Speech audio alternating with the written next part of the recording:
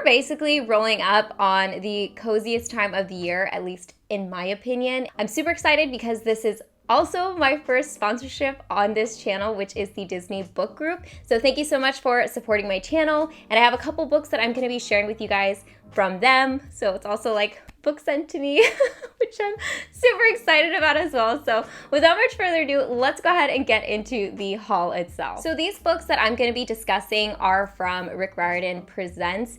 You've probably heard about him among his Percy Jackson series and a lot of other very popular books. And because of his massive platform, he's taken the effort or made the effort to essentially highlight different diverse cultures and authors. So I think that's really cool because he's using his platform at the Disney Book Group to elevate the different mythologies from around the world. The first couple of books I have here are actually part of a series. We have Paola, Santiago, and the River of Tears, as well as Paola, Santiago, and the Forest of Nightmares. These are from the author Taylor K. Mejia, and essentially it's around the idea of La Llorona. Both of these books are middle grade, and there's a lot of comedy and humor, a lot of monsters and ghosts in these, so again, perfect for fall time. And upon reading the introductory summaries of these books, I think these are going to be really fun for me to read because not only is this a fantasy-based novel or fantasy-based novels, but our main character Paola is also very science-based, so I'm really interested to see the kind of dichotomy between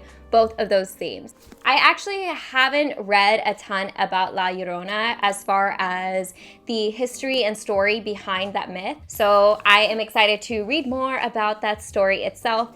And because these are middle grade, I'm really excited about just like a more light, pleasant, fun read. A lot of times with my reading, I tend to get like into horror or really like heavy themes, and sometimes it's just nice to change it up. I mentioned this in my recent wrap-up, my monthly wrap-up for August, that I had read The Phantom Tollbooth, and I can't tell you what a delightful read that was, how much I enjoyed that. I actually gave it a 5 stars, which was the only book for that month that I gave a 5 out of 5 stars. So I'm hoping that I'll get kind of that like feel-good, fuzzy type of vibe from these books as well, and also going into the next book that I'm going to be talking about. So next we have Pahua and the Soulstealer by Lori M. Lee. This is actually a Hmong mythology, and essentially the idea is based a bit about shamanism, and there is a nature-based magic system that I'm really excited to read about. The main character in this Pahua also has like a sidekick cat, which I'm all about. So despite being kind of like this outsider, outcast, weirdo to everyone else, she is this kick butt type of character, and essentially she is tasked with having to save her brother's soul. So I love the familial ties and that whole idea, and again, I'm just excited for a nice, fun, funny, light read. I actually do have some friends who are Hmong, but I don't know a lot about their culture, so I'm actually excited to read about this and how shamanism kind of ties into that, because to a couple of my other Folklore and Fairytale Fridays, I know that shamanism is heavy in a lot of Asian cultures, and so I'm excited to see how that ties into the Hmong culture in this, so I can be more well-versed in different cultures. So those are the first books that I have for this haul from, like I said, Rick Riordan Presents. And yeah, so let's go ahead and check out some of the other books that I've picked up. So the next book that I have is Parable of the Sower by Octavia E. Butler. Now, this is going to be the second book that I've read from Octavia E. Butler, the first one being Kindred, which I think is one of her more famous or more popular titles. My sister actually recommended that book to me when we stumbled across it in a Goodwill, so I had to pick it up, and upon reading it, I burned through that book. And despite having pretty heavy themes, it was a very intense and engaging, emotional type of story. So I definitely want to read more from Octavia E. Butler. I think she has a lot to offer as far as obviously bringing stories to light and kind of diversifying my reading list. And Octavia E. Butler to me is just a fascinating author in the way that she writes. She's actually very accredited and has won a ton of awards. I believe she's won like the Hugo and Nebula Award and also the MacArthur Fellowship. So she's a very decorated science fiction writer. And so Parable of the Sower is actually part of a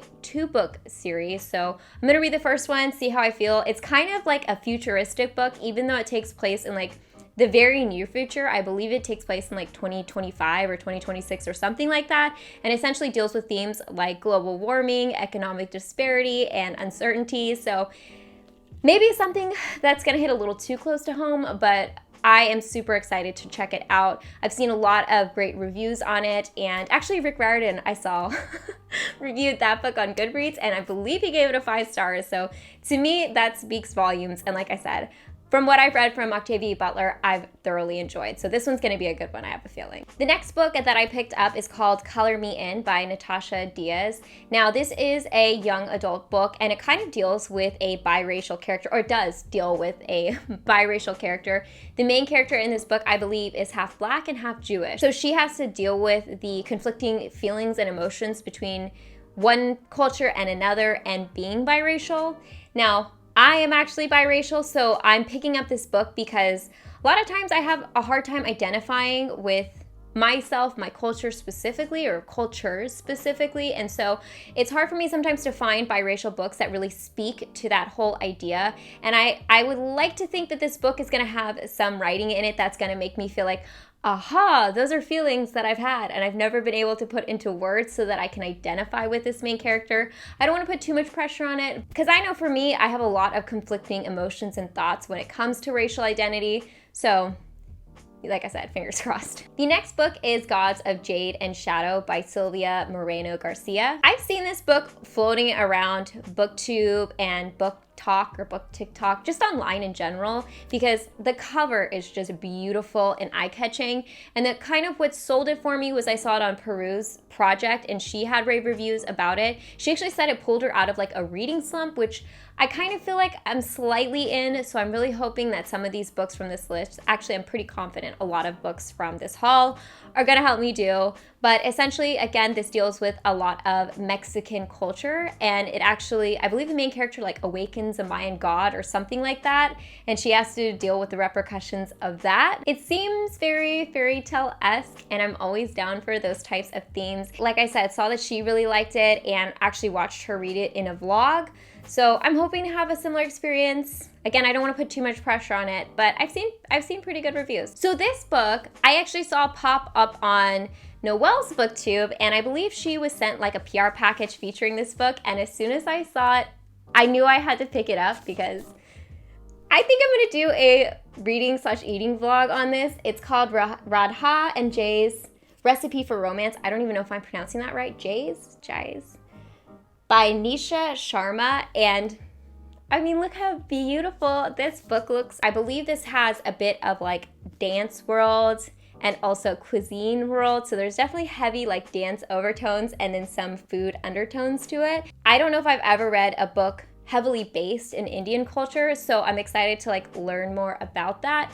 And also I'm gonna try and whip up some amazing Indian dishes. So let me know in the comment section down below if you guys want to see me do a reading and eating vlog on this book. Most likely I will. And I'm also really hoping that I like this romance story.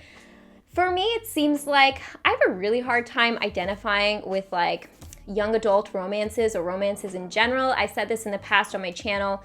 It's hard for me to identify with book romances. I like somewhat believable romances, not the super like, I'm sure there's plenty of meet cutes in this, but you know what I mean. I just like to see a little bit of like, oh, okay, that's some relatable romance. Okay, that's some real life love there, some real life affection. Again, don't want to put too much pressure because I do realize this is like a young adult romance, so it's gonna be tame, I'm thinking, but I'm really excited for this one. Next, we have The Gilded Ones by Nomina Forna.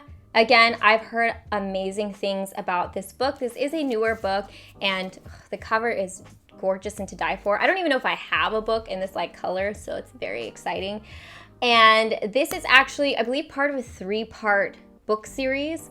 This is the first one. The second one, I believe, is coming out sometime during 2022, and then obviously the third one is untitled, and there's no publishing date for that yet. But this, I have a feeling, is going to be a very, very fascinating and somewhat heavy book because I know there's a lot of heavy themes in this book, at least from what I was reading online. Now, this is based or inspired by West African culture. That being said, this is a fantasy series, and in this culture, evidently there's some type of like blood ritual that women have to go through. So there's that theme in there. Gosh, I think this is gonna be one of those like super powerful books. And for once, I'm finally in it on time in a series. Like I'm not that late to the party because obviously the second book, like I said, hasn't been released yet and neither has the third. So I am finally on a book series where I can follow it as the books are being published and get like excited for that. Is anyone else like that, or is that just me? Alright guys, so I hope you enjoyed my book haul. Like I said, I am looking forward to diversifying my reading list, and I'm excited for a lot of these titles. Let me know in the comment section down below if you guys have read any of these books or any books that you guys are specifically excited about for the fall time, because I know what I'm basically going to be reading for the fall time. And as far as the books that I mentioned at the beginning of this video, all of these books are available in hardcover and audiobook, and I'm gonna go ahead and put down in the description box below links in case you guys want more information on the books or you want to pick them up for yourself. As always, I hope you guys are happy and healthy, and don't forget to rate, comment, subscribe, share with your friends and family, hit that notification bell, and I'll see you guys in my next video. Bye guys!